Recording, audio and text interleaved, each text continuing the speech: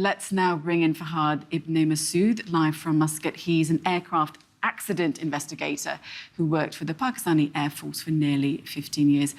Good to have you on the programme. So can you then tell us what you know so far about this crash and what potentially, I mean, as we were saying, we don't quite know what the cause of the crash could be, but from your knowledge, what potentially could it be?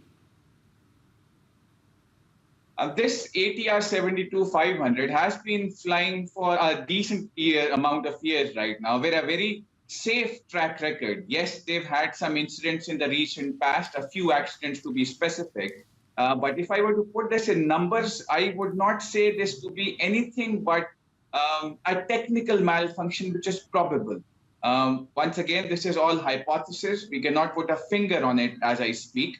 Because it is too early to say anything as such. But once again, probable cause is a technical issue in which the aircraft is seen in a flat graveyard spin, which is in a turboprop impossible to recover at such specific altitudes.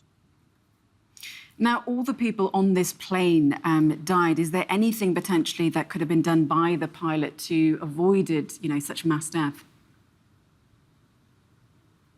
In a circumstance as such where it is a technical malfunction, which is probable, if I were to take this back to an ATR crash that took place in Pakistan, in which we lost multiple people, one of the famous singers as well, Junaid Jamshed, was also lost in a crash near Mansehra in the north of Pakistan.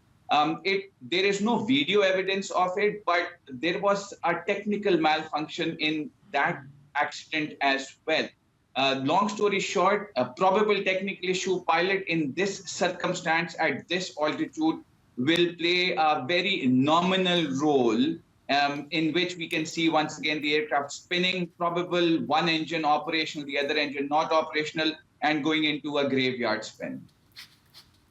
So what do you think could come next then? I mean, you were saying that the safety record of this airline is quite good, but is it unusual perhaps that this plane has crashed? But what then could happen next?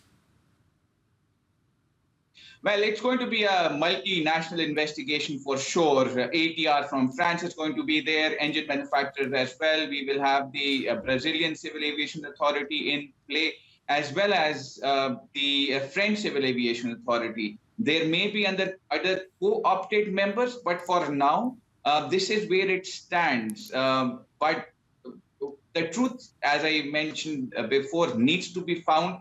It is only a matter of time that it does. A good investigation, as per the previous understanding and track record, is anything ranging from 6 to 12 months, even more. There will be a preliminary report after 1 month, then after 6 months, another a bi-yearly report, and the final investigation in the end. This is the responsibility as per standards ICAO Annex 13 of the CAA of Brazil. OK, Fahad Ibne Masood, we'll leave it there, but thank you for your analysis on that plane crash.